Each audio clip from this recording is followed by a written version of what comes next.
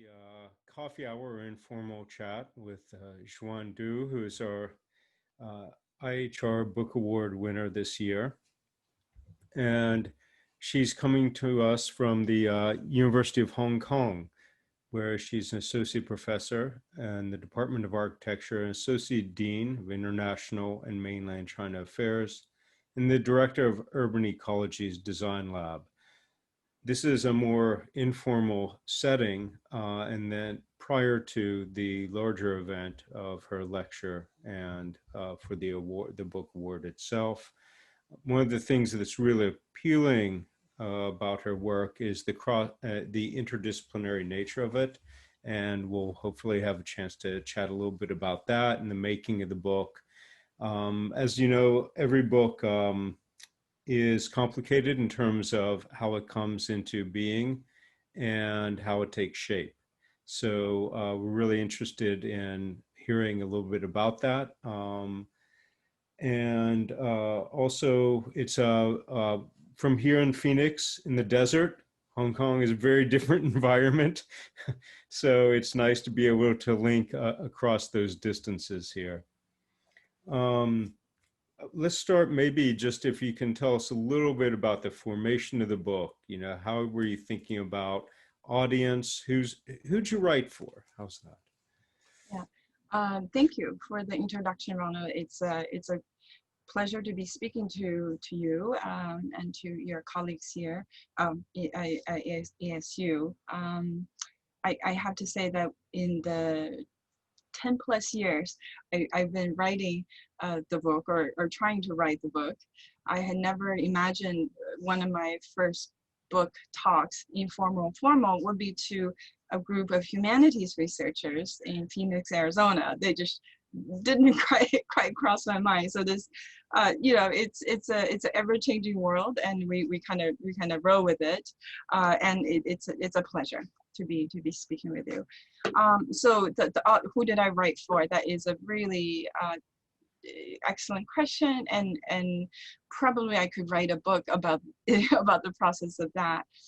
So I'm trained as an architect, architecture schools. I work in the practice, so to speak, in the US, in Europe, and in China for 10 years before I even started teaching about 15 years ago.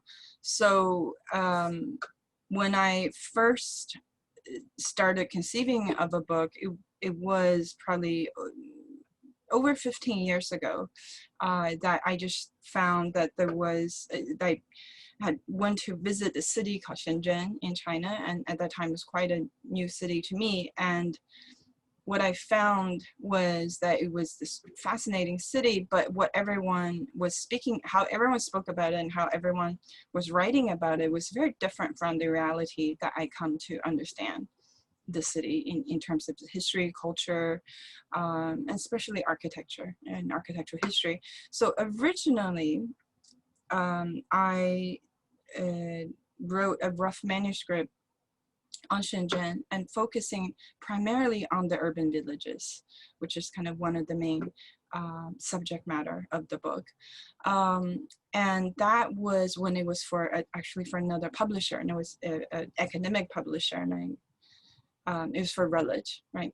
A typical academic publisher for a very respected series. And it was actually the late Sir Peter Hall was the series editor, was the Planning, Environment, and History series. And I was really honored to have been invited by him to write for the series. And unfortunately, it took me a while to kind of put everything together because I was teaching, practicing, everything else, that the book kind of evolved and mutated. And then when I was finished with the manuscript, I realized actually the story I wanted to tell was much more complex, and it was beyond architecture and urbanism in many aspects. So I was fortunate then to be able to start working with Harvard University Press, who had, the editor I worked with there had a very, very different mandate, whereas Routledge was primarily for academic and I would say scholarly research audience. Harvard Press, the editors there said that they really liked the subject matter, they liked the voice I was writing, but they asked me to remove everything that a non-academic might have a difficulty understanding. Every word, you know, the editor, her exact was remove all the academic jargon. I was like, well, that's half the book, because it was for a scholarly audience. So they, you know, and they on top of that said, you know, our press really, we want to publish books for the kind of wide intellectual audience that is beyond disciplines and beyond academia. And then top of that, they said they really want this book to be relevant in 50 years. So that it wasn't just something about what it is today. I was like, oh, well, everyone says city is only 40 years. You want me to write about this book that's beyond 50 years? Which, you know, I on the surface, I was like, this sounds great. This is kind of what it matched in some ways. I was naive enough to think it sounded great. It sounded really ideal, and no problem. I can do this. I'll revise the manuscript in 6 months and it'll be fine. It took me another 3 years to reframe everything in the book, because then the questions keep coming. Is like, well, the book needs also be of interest and easy for people to understand who doesn't know anything about Shenzhen, who doesn't know anything about China's reform. Well, you know, they may not know anything about China. So the, you know, getting back to the question, like, who did I write this for? I came to really, throughout kind of the evolution of writing and rewriting, I came to really write for anyone who's interested in a human story about individuals. And regardless of whether that individual was Chinese or American, regardless of you know, what political or what cultural, what nationalistic background, and whatever discipline.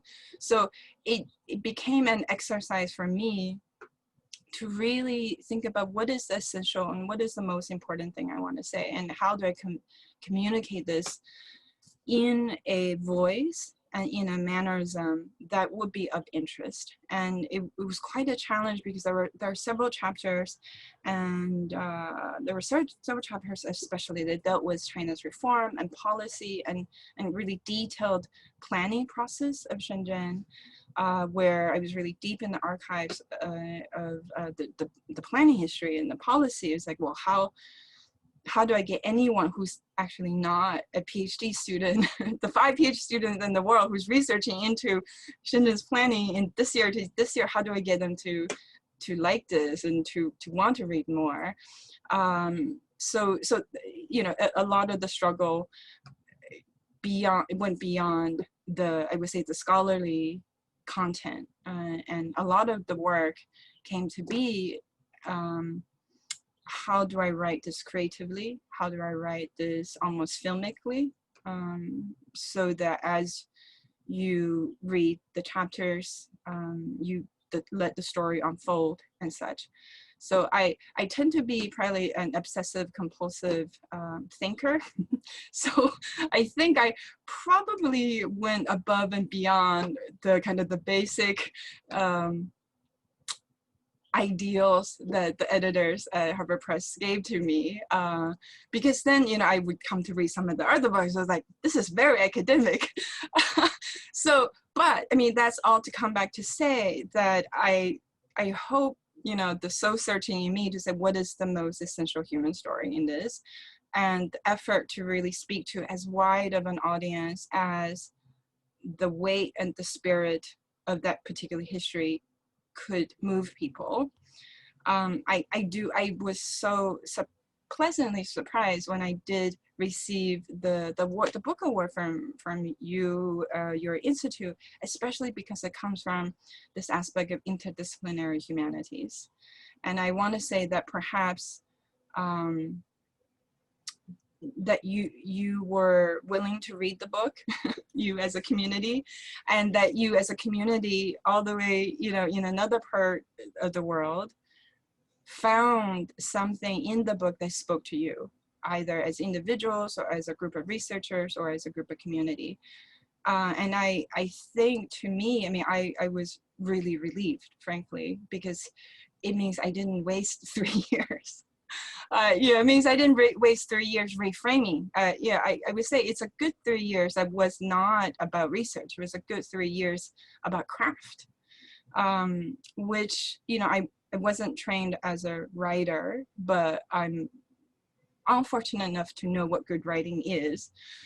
Unfortunate because then I'm just not satisfied with most of the things I wrote, and it just it became, I mean, it really, the book really evolved and became what it is today. And if I had another 3 years, it would probably continue to evolve. You know, there's many things in there I think I could have said in a better way or framed in a better way, and such. But I now understand the torturous process that writers go through, especially writers of fiction, right? And writers of literature, where you could just sit there and think about a single word for a long, long time. So, so anyways, I mean, that's all to say that the audience is actually something I started with, just really focusing on, like, you know, is the audience for architects, is it planners, is it urbanists? And it's okay, let's make it a little bit broader, maybe for China studies, Asia studies, a little bit broader, historians, and then eventually it kind of blew wide open, to the point where I, I, my hope is that the book speaks to anyone who is interested to read, who is interested to find out about a really fascinating city through the kind of many lives of the people and the buildings and the places. Thanks for that. And, you know, just by way of background, so the book award is chosen. We write to a number of publishers. Probably I think there were almost about 30 publishers who submitted books this year. And so we Mm. write to them, they submit their books, and then it's the board at the Institute for Humanities Research that reads through all of these and makes a selection. So it comprises of mainly of humanists across the university, as well as some folks in the School of Art or in Herberger Art and Design, and then also folks in the School of Social Transformation. So it's a really broad audience, which is, as you were saying, sort of the kind of folks you were trying to target for. And for us, I remember sitting there, you know, in the desert, looking at this book, thinking, okay, how is this going to translate, right? There's an architect talking about, you know, a city that is very, you know, seems Very very footprint. foreign. And Yeah. then as soon as you actually pick up the book, you, as you said, you make it alive through some storytelling processes, through creating these different narratives, which is become, so in other words, you're taking styles and conventions that are more familiar to maybe humanists, right? As to invite a way in for a lot of people. I found that really important. And a small plug, I should let folks know, all of the IHR Book Awards going back for quite a few years are available at the ASU library through digital copies. So you can get an e-copy and read through it. And I highly encourage it. And particularly the introduction just draws you in through the storytelling. It's really quite fine. So one of the things that's, I have several questions. One is the dialogue with publishers, since part of this conversation is about publishing. I found that really interesting that when you were working with Harvard, this sort of back and forth as to what are you looking for? Well, here's what I want to do. And so how do you pitch it? How do they come back? And what's that dialogue process like for you? Um, first of all, I have to say that I'm not sure how conventional my experience is. Partly because, you know, like I said, my background, I come from architecture and we design buildings, you know, as you can see right there, you know, it's funny you were it's interesting you were saying this issue about humanists and the humanities. Architecture as it is educated, I would say, in the United States, which is where I grew up and where I did all of my studies, with the exception of my PhD in Europe. It's architecture is primarily taught as a humanities-based discipline, and with a lot of technology as well, and a lot of materials and material science and such. But the schools I went to, really humanities, history and theory, was for me the core training.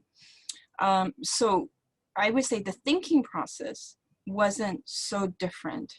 It was really the crafting that was different, because I was trying to tell stories through shapes and forms and light and shadow, and not necessarily through words. So this idea of understanding the human story behind things, you know, I say this, that I think, you know, it's second nature to architecture, but I've had many architects and non-architects tell me that's not the case, to say that I'm quite unusual. So what it is, I'm an unusual humanist and unusual architect. I just not sure where that comes from. And that has to do with the conversation with the editor, because at Harvard Press, the editor, she said, you know, we're not Princeton Architectural Press, we're not MIT Press. We don't publish in books of architecture and urbanism. I was like, oh, well, it was nice meeting you. And then she said, but, you know, we are really fascinated by this history that you wanted to share. And, you know, could you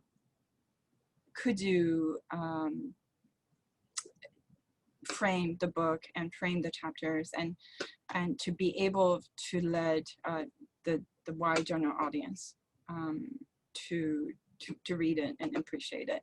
And I think that was almost the first meeting. I only met with her once physically, and that was 5 years before the pandemic. So it wasn't that there was a lot of interactions back and forth. Apparently they're super, super busy. And so we only met once. The rest of the conversation was through very, very short emails. Apparently because they're good writers themselves, they like to craft their emails. So I became just like, I just write very short emails, the essential what I need to say. And, you know, that we basically, because she was in Cambridge and I've been in Hong Kong.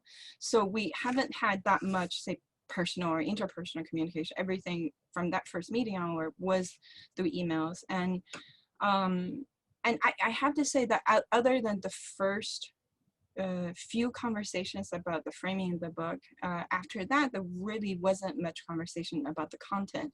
And I don't know if that was unique towards my case or not.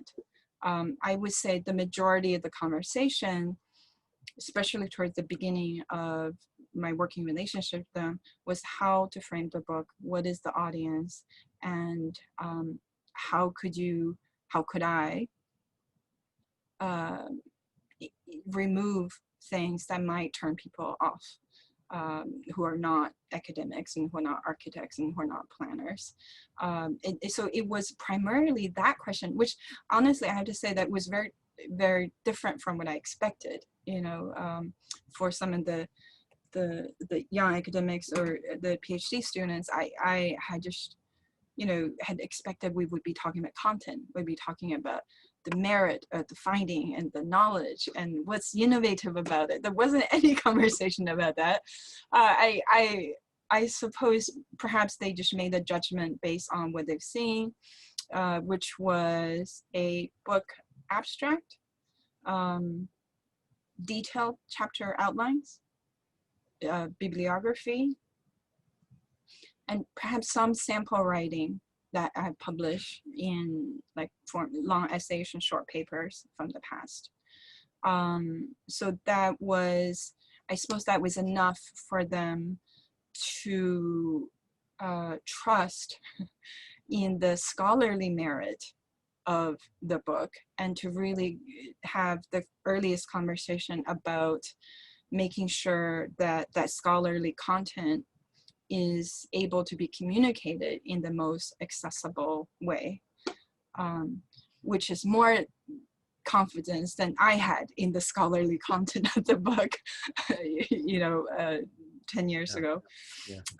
So I'm trying to remember when did we, I think the book contract, if you will, and the kind of formal relationship with Harvard Press, I think that was 6 years ago. So it's another thing that perhaps for those, for the young academics who's interested, just to know that maybe you guys know already that academic publishing is a long process.